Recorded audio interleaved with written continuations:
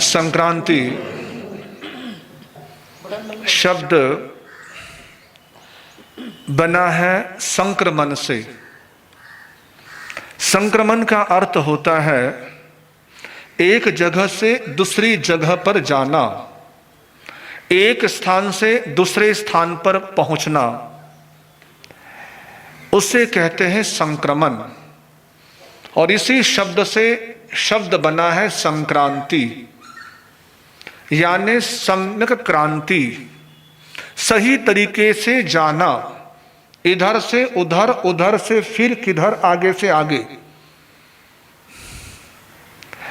यूं तो आपने संक्रांति केवल जनवरी की महीने की सुन रखी है। सब महाराष्ट्र क्या, पूरे लगभग पश्चिम भारत, दक्षिण भारत, सब जगह, केवल उत्तर भारत को छोड़कर बाकी पूरे हिंदुस्तान में केवल एक संक्रांति की ही बात पता है, और वो है मकर संक्रांति। लेकिन मकर संक्रांति जो है वो भी संक्रांति का एक हिस्सा है, एक अंग है। ये क्या है, कैसे है, इस बारे में थोड़ा समझ ले। ये थोड़ा ज्योतिष का विषय है। ज्योतिष का अपना एक विज्ञान है, ज्ञान है। ज्योतिष भी एक विधा है, एक साइंस है, अपने आप में एक गहन विद्या है, जिसमें अतीत, वर्तमान और भविष्य तीनों को देखने का प्रयास किया जाता है, तीनों के बारे में अनुमान लगाया जाता है, विचार किया जाता है, चिंतन किया जाता है। आपके मन में ये विचार आ रहा हो कि ये ज्योतिष और जैन आगमों का क्या कोई संबंध है? बिल्कुल। ज्योतिष भी एक अपने आप में एक ऐसा विज्ञान है जिसे हमारे शास्त्रों में स्थान मिला है। न केवल स्थान मिला है, बल्कि आपको जानकर यह हैरानी होगी कि हमारे 32 आगमों में 2 आगम स्पेशली ज्योतिष के हैं, जिनमें सारी चर्चा ही ज्योतिष की है, सारी चर्चा ही ग्रह नक्षत्रों की है, सारी चर्चा ही राशियों आदि की है। उनमें और किसी तरह की बात ही नहीं है, ना उसमें किसी तरह का कोई सिद्धांत की बात आई है उन आगमों में, ना किसी आचार की बात आई है। वह सारी चर्चा ही ज्योतिष की है। बहुत गहन चर्चा, सूक्ष्म चर्चा। और कई सारे ऐसे आगम हैं जिनमें किसी समय बहुत कुछ विज्ञान छिपा था, ज्योतिष का बहुत कुछ ज्ञान छिपा था, कई सारी विद्याएं थी, कई सारी जानकारियां थी, वो सारी लुप्त हो गई। जैसे कल आपने सुना था कि मुगलों ने, यवनों ने, अंग्रेजों ने हमारे उस शास्त्र भंडार को नुकसान पहुंचाया। कुछ लोग उसे ले गए, कुछ लोगों ने उसे जला दिया, राख कर दिया। तो उस काल में हमारा बहुत सारा ज्ञान हमसे छीन लिया गया, हम जिससे वंचित रह गए। उससे पहले भी जैन जगत पर 2-2 साल के, 12 साल के अकाल पड़े, उसकी वजह से भी हमारा ज्ञान छिन्न भिन्न हो गया। लेकिन आज भी उनके नाम ग्रंथों में, टीकाओं में, चूर्णियों में प्राप्त होते हैं कि किसी समय ऐसे ऐसे विज्ञान हमारे यहां थे, किसी समय ऐसी ऐसी जानकारी हमारे पास थी, किसी समय ऐसा ऐसा ज्ञान हमारे पास था।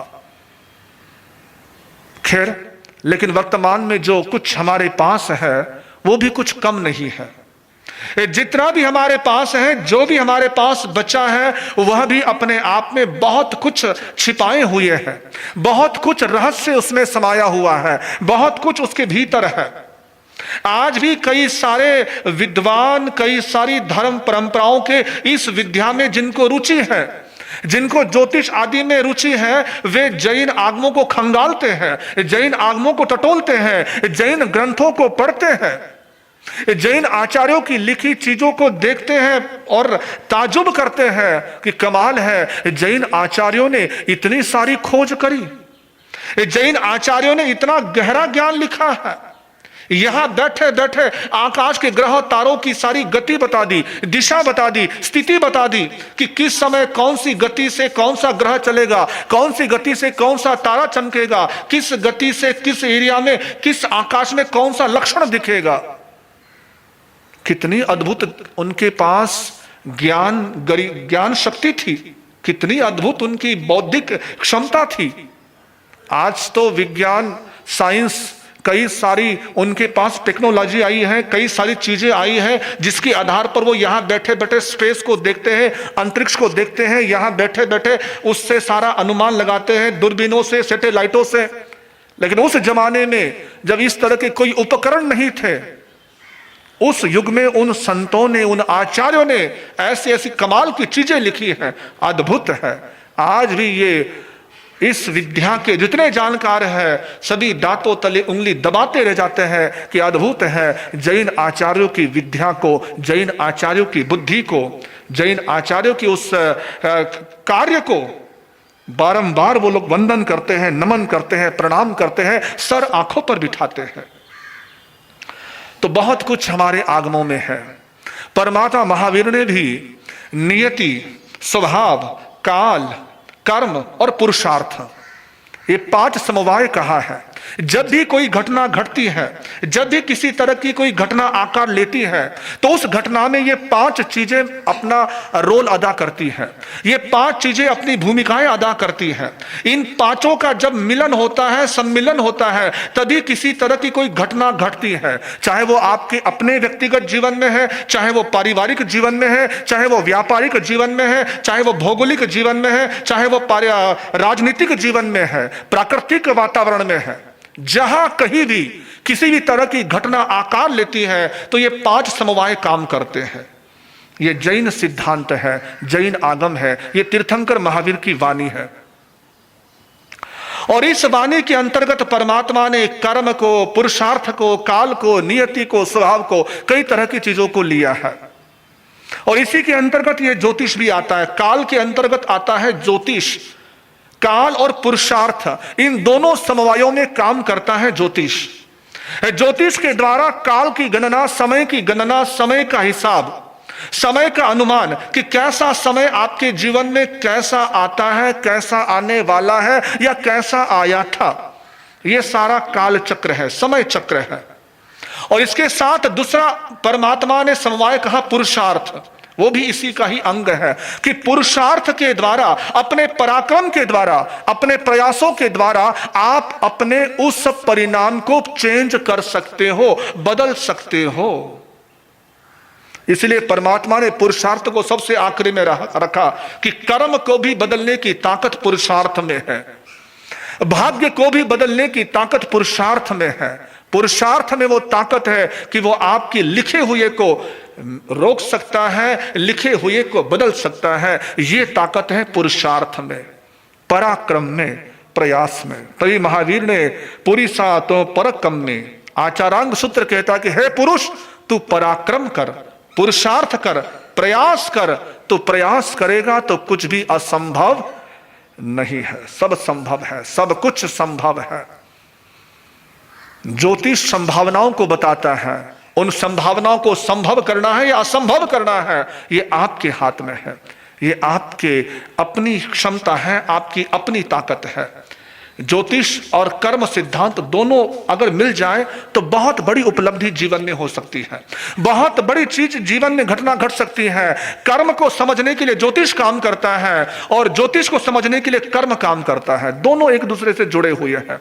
चलो इस चर्चा को ज्यादा ना छेड़ते हुए मुझे संक्रांति पे आना है। संक्रांति की चर्चा, जब मैं उधर थे, हम लोग उत्तर भारत में जब थे, तो स्पेशल संक्रांति की जो प्रवचन की जो श्रृंखला है, कम से कम 1-1.25 घंटे का समय चाहिए, तब कहीं जाकर ये पूरा विषय हो पाता है, पूरा सब्जेक्ट हो पाता है, तब कहीं जाकर इसकी पूरी गणना, जिक्र, वर्णन आपके सामने आ पाता है।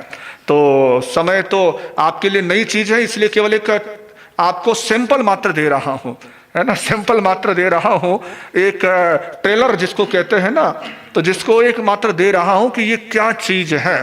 तो थोड़ा सा ज्योतिष का इसलिए आपके सामने आईना स्पष्ट कर दिया, ज्योतिष की बात स्पष्ट कर दी कि ज्योतिष जैन से अलग नहीं है, आगमों से अलग नहीं है, ग्रंथों से अलग नहीं है, इसी का ही अंग है, इसी का ही हिस्सा है, इसी की अंतर्गत चर्चा है।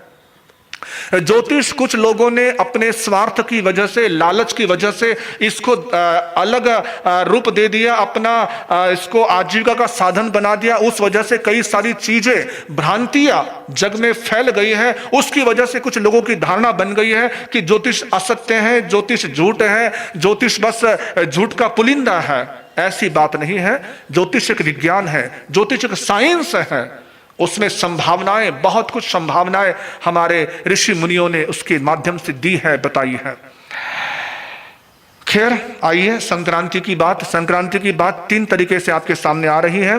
पहला है, संक्रांति को समझ ले, संक्रांति की बात रह गई। संक्रांति किसे कहते हैं? संक्रांति कहते हैं सूर्य का राशि परिवर्तन। सूर्य जिस दिन राशि बदलता है उस दिन को संक्रांति कहते हैं। आप जब 14 जनवरी की मकर संक्रांति मनाते हैं, मकर संक्रांति, मकर क्या है? मकर राशि है। 12 राशियों में एक राशि है मकर, 10वें नंबर की राशि है मकर राशि। कुल मिलाकर 12 राशियां होती हैं, मेष राशि से लेकर मीन राशि तक 12 राशियां हैं। और महीने कितने हैं साल के? 12। तो जिस दिन, जिस समय सूर्य मकर राशि में आता है तो वो मकर संक्रांति। यानी इसका अर्थ ये नहीं कि सूर्य केवल उसी दिन आया था, यानी हर महीने वो राशि बदलता है, हर महीने अपनी जगह बदलता है, हर महीने अपना स्थान बदलता है। वो एक राशि से दूसरी राशि में जाता है, संक्रमित होता है, परिवर्तन करता है, वो स्थान बदलता रहता है। मकर राशि से फिर कुंभ राशि में, कुंभ राशि से फिर मीन राशि में, फिर मीन से मेष में, वृष में, इस तरीके से लगातार वो परिवर्तन हर महीने करता है, हर महीने चेंज करता है। तो आज के दिन भी सूर्य परिवर्तन कर रहा है, राशि बदल रहा है। आज सूर्य कर्क राशि से सिंह राशि में आ रहा है। ज्योतिष में सिंह राशि का 5वां नंबर है, सिंह राशि, शेर की तमर राशि, उसमें सूर्य आज आ रहा है, प्रवेश कर रहा है। सूर्य का ये जो राशि परिवर्तन होता है, इस राशि परिवर्तन के साथ बहुत कुछ हमारे ऋषि मुनियों ने चीजें बताई हैं कि यदि ये राशि परिवर्तन होता है तो उस दिन क्या क्या चीजें देख सकते हैं आने वाले 1 महीने के लिए। आने वाले 1 महीने के दौरान क्या क्या चीजें देखने को मिलेगी, क्या क्या चीजें आसपास घटेगी, इन सभी चीजों का अनुमान, इन सभी चीजों की संभावनाएं हमारे संतों ने एक संक्रमण के माध्यम से बता दी, संक्रमण के माध्यम से बता दी। तो लीजिए आज का संक्रमण क्या कहता है। 1 महीने के लिए कुछ बातें आपके समक्ष रख रहा हूं। इस 1 महीने के दौरान क्या क्या घटना घट सकती है, प्रकृति में, राजनीति में, व्यापार में और आपके अपने जीवन में, आपके अपने स्वयं के व्यक्तित्व के साथ क्या क्या संभावनाएं हैं, क्या क्या चीजें हैं, ये सारी चीजें आपके समक्ष ला रहा हूं। आज सूर्य अपनी ही राशि में आ रहा है। सिंह राशि उसकी अपनी राशि है, उसका अपना घर है, अपने घर में वो 1 महीने के लिए आ रहा है। आज रात्रि को वो 2 बजे इसमें प्रवेश करेगा। तो ये जो सूर्य आ रहा है सिंह राशि में, सूर्य जो है 9 ग्रह आप जानते हैं, थोड़ा बहुत सुनते ही हैं, पढ़ते भी हैं, थोड़ा बहुत पता भी है आपको कि सूर्य, चंद्र, मंगल, शुक्र, राहु, केतु इत्यादि ये 9 ग्रह होते हैं। इन 9 ग्रहों में सबसे प्रमुख है सूर्य ग्रह। सूर्य ग्रह ऐसा प्रभावी ग्रह है जिसका प्रभाव सभी ग्रहों पर पड़ता है। इसे ग्रहों का राजा माना जाता है, ग्रहों का मालिक माना जाता है। सूर्य ग्रह आपके अपने जीवन में किस तरीके से हैं? आप जानते हैं कि आपके माता पिता ने, आपके बड़ों ने, जब आपका जन्म होता है तब पंडितों के पास जाकर आपका एक चित्र बनाते हैं, एक खाका बनाते हैं, जिसे आज की भाषा में हम कहते हैं कुंडली। वो कुंडली क्या है? वो है कि जिस समय आपका जन्म हुआ था उस समय आकाश में ग्रहों की स्थिति क्या थी, आकाश में कौन सा ग्रह कहां था और उस ग्रह की कौन सी एनर्जी आपको मिल रही थी, आपके शरीर को कौन सी एनर्जी प्रभावित कर रही थी। हर ग्रह की एनर्जी वहां से प्रस्फुटित होती है, हर क्षण बरसती है, हर क्षण अलग अलग नेगेटिव पॉजिटिव दोनों तरह की एनर्जी हर ग्रह की आती है। किसी समय एनर्जी नेगेटिव होती है, किसी समय पॉजिटिव होती है। दोनों तरह की एनर्जी आप ग्रह में बरसती रहती है और वो एनर्जी आपके शरीर तक आती है, आप तक आती है, आपको इफेक्ट डालती है, आप पे प्रभाव डालती है, आपके परिवार पर, आपके व्यापार पर, आपके आसपास के वातावरण पर, राजनीति पर, प्रकृति पर लगातार वो एनर्जी इफेक्ट डालती है। याद रखिएगा, जो इंसान के द्वारा बनाई चीज आकाश में घूम रही है, अंतरिक्ष में घूम रही है, उसे कहते उपग्रह। उपग्रह है ना, हिंदी में उपग्रह कहते हैं, इंग्लिश में सैटेलाइट बोलते हैं। उपग्रह। आपका मोबाइल किससे चलता है? किससे चलता है? उसी उपग्रह से। ये आप लगातार घर बैठे लोग सुन रहे हैं, देख रहे हैं, ये सारा संचालित किससे हो रहा है? सारा उस उपग्रह से। तो इंसान जो बनाता है उसे उपग्रह कहते हैं और कुदरत ने जो बनाया उसे ग्रह कहते हैं। उपग्रह के द्वारा भी ये फ्रीक्वेंसी आ रही है, लगातार ये कैच कर रहा है, आपका मोबाइल कैच कर रहा है, वो तरंगे कैच कर रहा है, तभी तो आप बात कर पाते हो, एक दूसरे को देख पाते हो। कहीं ना कहीं तरंगे आ रही है उस मोबाइल में। तो ग्रहों से भी तरंगे आती हैं आपके शरीर पर, आपके परिवार पर, आपके इस वातावरण पर। तो इन तरंगों का ही सारा खेल है, तरंगों का ही सारी चीजें हैं। इन तरंगों को समझ गए तो बहुत सारी उलझने हल हो जाती हैं, बहुत सारी चीजें सुलझ जाती है। तो ये तरंगे, तो सूर्य जिसके अच्छा होता है, बुरा होता है, उसके जीवन में क्या क्या होता है। नेगेटिव एनर्जी आती है और पॉजिटिव एनर्जी आती है। जब व्यक्ति के जीवन में नेगेटिव एनर्जी आती है इस ग्रह की, तो उस व्यक्ति के जीवन में क्या क्या होता है? उस व्यक्ति के जीवन में सुस्ती रहती है, वो हमेशा आलसी रहता है, वो सक्रिय नहीं रह पाता है, वो व्यक्ति किसी भी काम में तरक्की नहीं कर पाता है। उसको बहुत कोशिश करता है कि मुझे तरक्की मिले, प्रमोशन मिले, लेकिन प्रमोशन नहीं हो पाती है, तरक्की नहीं हो पाती। वो बहुत चाहता है कि उसको उसके पिता का प्यार मिले, लेकिन पिता के प्यार से वंचित रह जाता है। वो चाहता है कि साधना के क्षेत्र में उसको सफलता मिले, सिद्धि प्राप्त हो, लेकिन सिद्धि प्राप्त नहीं होती है, उसको रुकावट आ जाती है। हड्डियों में पता नहीं कहां से दर्द आ जाता है, हड्डियों में दर्द बना रहता है। हार्ट की दिक्कत, बिल्कुल स्वस्थ है, खाना पीना बिल्कुल ठीक है, लेकिन उसके बावजूद हार्ट की समस्या आ जाती है, हार्ट की दिक्कत आ जाती है। ऐसी कई सारी चीजें हैं। जब नेगेटिव एनर्जी उस ग्रह की हमारे जीवन में आती है तो ये सारी चीजें आती हैं। लेकिन ये मत सोचिएगा कि वो नेगेटिव ऊर्जा हमेशा नेगेटिव ही रहती है, नहीं, उसको आप पॉजिटिव कर सकते हैं, उसको आप ठीक कर सकते हो, उसको आप दुरुस्त कर सकते हो। ये परमात्मा का पुरुषार्थ का सिद्धांत है कि पुरुषार्थ के द्वारा उस नेगेटिव को पॉजिटिव में बदलने की ताकत आपके पास है, क्षमता आपके पास है। आज तो केवल इशारा मात्र दे रहा हूं कि यह सारी नेगेटिव एनर्जी का ऐसा होता है। संक्रांति, एक्चुअल जो संक्रांति होती है वो इसी से जुड़ी है। इस संक्रांति की 1 महीने की बातें 5 मिनट के लिए आप सुन लीजिए। आज की जो संक्रांति है, जो तिथि लग रही है अष्टमी और नवमी, आज अष्टमी है, बाद में नवमी लगेगी। जिस समय सूर्य 2:33 पर सिंह राशि में आज रात को आएगा, 2:33 पर, उस समय नवमी तिथि होगी।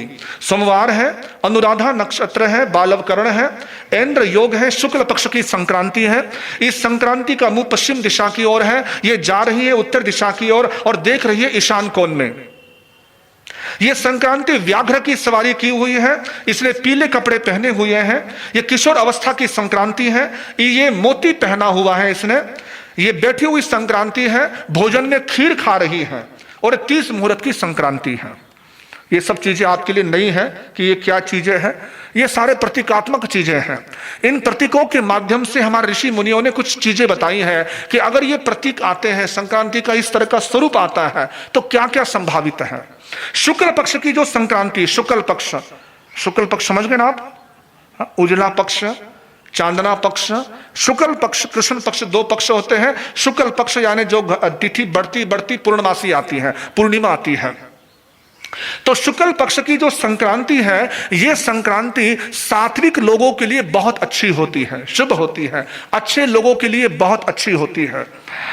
जो बुरे कर्म करने वाले हैं, गलत कर्म करने वाले हैं, उनके लिए कठिनाई देने वाली ये संक्रांति 1 महीने में उन लोगों के लिए परेशानी वाला समय रहेगा। लेकिन जो अच्छा काम करते हैं, जिनकी नीयत साफ है, नीति साफ है, उनके लिए यह महीना अच्छा है। इस महीने में वर्षा के योग भी अच्छे दिख रहे हैं।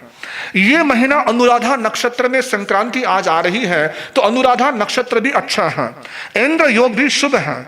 बालव कर्ण, जिस वजह से इस महीने में जो ये रोगोपद्रव यानी रोग का उपद्रव और वो चल ही रहा है, कोरोना का उपद्रव अलग अलग रूप में, अलग अलग स्वरूप में, कभी डेल्टा के रूप में, कभी किस रूप में वो सामने आ रहा है, तो थोड़ा उपद्रव इसका रहेगा। ये महीना भी उसका असर संभावित है, इसलिए अपने आप को सुरक्षित रखिए, अपने आप को आप अपना ध्यान रखिए। ये महेंद्र नामक संक्रांति है जिसमें अनेक तरह की परेशानी आती है, क्रिएट होती है। तो इस महीने थोड़ा अलग अलग परेशानी हो सकती है, किसी तरह की दिखे तो अपने आप को बचाना है, ध्यान रखना है। वारों के अनुसार यह संक्रांति है द्वाक्षी नामक संक्रांति, और ये आपके व्यापारियों के लिए बहुत अच्छी है। आप व्यापारी वर्ग हैं, व्यापारी वर्ग जो पिछले 1.5 साल से बड़ा परेशान है, लेकिन कुछ अब ठीक गति पकड़नी शुरू हुई है व्यापार की, तो इस महीने व्यापारियों के लिए अच्छा समय है, शुभ समय है। व्यापार की गति और स्थिति सुधरेगी और बढ़ेगी। इस संक्रांति का मुंह है पश्चिम दिशा में, ये जा रही है उत्तर दिशा में और देख रही है ईशान कोण में। ईशान कोण नॉर्थ ईस्ट, उस तरफ ये देख रही है, उत्तर में जा रही है और पश्चिम में इसका मुंह है। इन तीनों दिशाओं में इसका अशुभ प्रभाव है, पश्चिम, उत्तर और ईशान। इन दिशाओं के देशों में और प्रदेशों में किसी तरह की कोई हलचल आपको देखने को मिल सकती है, किसी तरह का कोई परिणाम आप देख सकते हैं, चाहे वो जन आंदोलन है, चाहे वो किसी तरह का प्राकृतिक उपद्रव है, कुछ भी संभावित है इन देशों में और प्रदेशों में। आप 1 महीने के लिए ध्यान रखिए, पूर्वी इलाकों में, उत्तरी इलाकों में और ईशान कोण के देशों में। इस संक्रांति ने व्याघ्र की सवारी करी है। व्याघ्र की सवारी करने से राजनेताओं में टकराव बढ़ाती है, राजनेता खिंचातानी बढ़ती है, राजनीतिक दलों में खिंचातानी होती है। इस संक्रांति ने पीले रंग के कपड़े पहने हुए हैं। पीले रंग के कपड़े पहनने से विशेषकर जिन स्त्रियों का समय चल रहा है, यानी गर्भवती स्त्रियां हैं, वे स्त्रियां अपने आप का ध्यान रखें, अपना बहुत ख्याल रखें, चलते हुए, उठते हुए, खाते हुए, सोते हुए विशेष रूप से अपना ख्याल रखें। हो सके तो गुरुदेव का मंगल पाठ जरूर सुने। 3 बजे का मंगल पाठ यदि प्रत्यक्ष सुन सको तो बहुत अच्छा है, नहीं तो लाइव तो आता ही है, आप घर बैठे उन स्त्रियों को जरूर सुनना चाहिए जिनका समय चल रहा है, जिनकी अवस्था चल रही है, वे जरूर इस महीने सावधानी बरते। हमने ऐसी ही संक्रांति, ऐसी ही बात बहुत पहले दिल्ली में आई थी, तो एक बहन थी, वो इस्त्री कर रही थी, इस्त्री कपड़ों को प्रेस कर रही थी, और जैसे इस्त्री प्रेस कर रही थी तो ध्यान नहीं रहा, वो चलती एकदम से करंट लग गया उनको, एकदम से बिजली को पता नहीं कैसे हाथ लगा दिया, स्विच को, बोर्ड को करंट लग गया, और जैसे ही करंट लगा उनका शॉक लगने से भीतर की हलचल बिल्कुल बंद हो गई, बच्चे का हिलना डुलना बंद हो गया, बच्चे की स्पंदन बंद हो गई। परेशान, घर वाले सारे हैरान, परेशान, मां परेशान, सारे परेशान, क्या करे क्या ना करे। वो गुरुदेव के परम भक्त थे, गुरुदेव के पास आए, गुरुदेव ऐसे ऐसे हो गया, क्या करे। गुरुदेव ने कहा ये लो प्रसाद, गुरुदेव के पास प्रसाद तैयार है ना, टॉफी का प्रसाद, आप इसको कम मत आंकिए, बहुत इसमें प्रभाव है, बहुत प्रताप है, इसकी सैकड़ों घटनाएं हमारे पास हैं। तो वो जो है टॉफी गुरुदेव ने दी, कहा कि ले जाओ खिला दो। वो टॉफी ली, अपनी उस भाई ने अपनी घरवाली के मुंह में दी, कुछ खिलाई, और जैसे ही खिलाई आपको आश्चर्य होगा कि 2 घंटे से जो हलन चलन बंद थी, खाते ही बच्चे का हिलना डुलना शुरू हो गया, हलन चलन शुरू हो गया। बोलिए गुरुदेव श्री तारक ऋषि जी। तो इस महीने भी थोड़ा ध्यान रखना है, अपने बड़ों, जो घर के बड़े हैं, अगर किसी घर में ऐसी बात है तो जरूर ध्यान रखिएगा, उन बहनों से कहिएगा। इस संक्रांति ने मोती पहना है, तो रत्नों के जो कारोबारी है वो ध्यान रखे। इस संक्रांति ने खीर का भोजन किया है, तो व्यापार में उन्नति कारक है। ये संक्रांति किशोर अवस्था की संक्रांति है, किशोर अवस्था वाले ध्यान रखे, जोश के साथ होश में काम ले। ये संक्रांति बैठी हुई संक्रांति है, ये वर्षा काल में अच्छी है। इस संक्रांति का प्रवेश जो है रात्रि में हो रहा है, और विद्वान कहते हैं कि सावन शुक्ला पक्ष च सिंह संक्रांति मेघे वृष्टि समुद्रेशु अन्य स्थाने मुने मुने, यानी जब ऐसा संक्रांति का योग बनता है तो समुद्र की तरफ अच्छी बारिश होती है। जहां समुद्र होता है वहां बारिश अच्छी होती है, अन्य स्थानों पर कम ज्यादा होती है लेकिन वहां बारिश ज्यादा होती है। 18 अगस्त को बुध का उदय हो रहा है। बुध का उदय होने से सब ठीक सुभिक्षकारी है। इस संक्रांति का विशेष प्रभाव आज से लेकर 26 अगस्त तक दिखाई देगा। इस संक्रांति में 19 अगस्त को शुक्र हस्त नक्षत्र में आ रहा है। 26 अगस्त को कन्या में बुध का प्रवेश हो रहा है जो धातुओं में मंदी की संभावना दिखा रहा है। 30 अगस्त को जन्माष्टमी है, रोहिणी नक्षत्र युक्त है। व्यापारियों में वस्तुओं में अच्छी की उम्मीद है। 5 सितंबर को कन्या में मंगल का प्रवेश होगा, तुला शुक्र के साथ योग बनेगा, लाल वस्तु में तेजी का वातावरण बन सकता है। 7 सितंबर को मंगलवारी अमावस्या है। 8 सितंबर को 13 दिन पक्ष बुरा जिसमें शुक्ल पक्ष अति क्रूर, यानी पक्ष के 2 दिन घट रहे हैं। इसकी वजह से संसार में भय का वातावरण बना रहे और बाजार में मार्केट में भारी उथल पुथल रहे, इसलिए व्यापारी सावधानी बरते। 11 सितंबर को चौरादी का उपद्रव बढ़ता है, सफेद वस्तु मंदी कारक है। 14 सितंबर को मकर वक्री गुरु का राशि परिवर्तन है। इस भाद्रपद महीना, आज से भाद्रपद महीना शुरू हो रहा है। सूर्य का 2 महीने चलते हमारे यहाँ, चंद्र के महीने अलग होते हैं और सूर्य के महीने अलग होते हैं। चंद्र के हिसाब से चल रहा है सावन का महीना और सूर्य के हिसाब से आज से चलेगा भाद्रपद का महीना। तो भादवा का जो महीना आज से शुरू हो रहा है, इस भादवे के महीने में 5 सोमवार हैं। 5 सोमवार हैं और प्रतिपदा और पूनम भी सोमवार की हैं। स्थूल रूप से निर्यात बंद और आयात पर असर खुलेगा, द्वार खुलेंगे ज्यादा। मौसम लगभग अनुकूल रहने की संभावना है। सिंह संक्रांति के इस समय, इस सूर्य संक्रमण के समय जिस तरह से ग्रह नक्षत्र का योग है, उस वजह से देश प्रगति पथ पर बढ़ने की पूरी उम्मीद है और महंगाई और आर्थिक संकट के लिए कुछ कठोर पग उठ सकते हैं प्रशासन के, सरकार के। उग्रवाद से कुछ परेशानी भी दिख रही है सीमांत प्रदेशों में। अलग अलग राशि वाले ध्यान रख ले उनके अपने जीवन में क्या इफेक्ट हो सकता है, वो सावधानी बरत ले। सबसे पहले मेष राशि जिनकी है उनको इस महीने क्रोध से बचना है, गुस्सा करने से बचना है, ज्यादा गुस्सा नहीं करना, गुस्से से नुकसान भी होता है। और इस महीने तो इस राशि वालों को थोड़ा ज्यादा ही कुछ संभावित है, तो ध्यान रखें। वृष राशि वाले, ये बहुत सारी चीजें हैं, बहुत ध्यान रखने वाली चीजें होती है। वृष राशि वालों को गाड़ी सावधान चलानी है, वाहन 2 पहिया 4 पहिया 3 पहिया जो भी है सावधानी से चलाए। फिर जब घटनाएं घट जाती हैं तब संतों के पास, मंदिरों के में जाते हैं कि ऐसा क्यों घट गया, इसका क्यों हो गया, कहीं ना कहीं संभावना हमने जानी नहीं थी और वो हमसे घट जाता है। तो वृष राशि वालों को गाड़ी बहुत ध्यान से चलाना है। मिथुन राशि वालों को झगड़े से बचना है। कर्क राशि वालों को अपनी सेहत का ध्यान रखना है। सिंह राशि वालों के मसले सुलझेंगे जमीन जायदाद के। कन्या राशि वालों को विरोधियों से बचना है, ध्यान रखना है। तुला राशि वालों के लिए आर्थिक लाभ का महीना है। वृश्चिक राशि वालों के लिए अच्छे सहयोग की उम्मीद है। धनु राशि वाले विवाद से बचे। मकर राशि वालों के लिए सावधानी का समय है कारोबार में। कुंभ राशि वाले चिंता से बचे और मीन राशि वालों के लाभ का महीना है, अच्छा महीना है।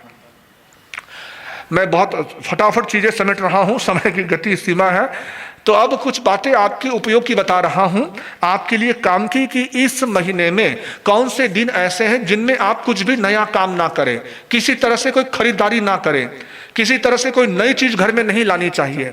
जैसे कि गाड़ी वगैरह लाते हैं, फिर वो चीजें घटना घटती है कि ऐसा क्या हो गया, जमीन खरीदी गई या लोन लिया गया कि वो लोन चुकने का नाम नहीं ले रहा है, वो जमीन बिकने की नाम नहीं ले रही है, कर्जा उतरने का नाम नहीं ले रहा है, गाड़ी का एक्सीडेंट हो रहा है। ये सब चीजें ऐसी होती है जब ऐसे समय, किसी समय हम खरीदते हैं ऐसी कोई चीज नई अपने घर में लाते हैं, अपने जिससे हमारा सौदा होता है, तो वो बहुत सावधानी वाला पीरियड होता है, समय होता है, उनमें बहुत जागरूक रहना होता है। तो इस महीने में ऐसे कुछ दिन हैं 18, 24 और 29। इन दिनों में कोई नया काम ना करे, नई खरीदारी ना करे। 18, 24 और 29 अगस्त के महीने में, और सितंबर के महीने में है 5 और 8। अगली संक्रांति 16 सितंबर की है, इसलिए मैं 15 सितंबर तक की बात बता रहा हूं। कुछ दिन जो बड़े अच्छे हैं, शुभ हैं, जिनमें आप किसी तरह का काम कर सकते हैं, नई खरीदारी कर सकते हैं। 20 अगस्त और 30 अगस्त अच्छे दिन सितंबर महीने में। 1, 2, 8, 11, 13, 1, 2, 11, 13, 8 नहीं, 1, 2, 11, 13, क्योंकि अशुभ दिन है, 8 अशुभ दिन है। अब कुछ योग ऐसे हैं जिनमें आप कहते हैं कि महाराज दवाई लेता हूं, दवाई असर नहीं करती है, बीमारी ठीक नहीं हो रही है, डॉक्टर भी परेशान रहता है कि ठीक क्यों नहीं हो रही है।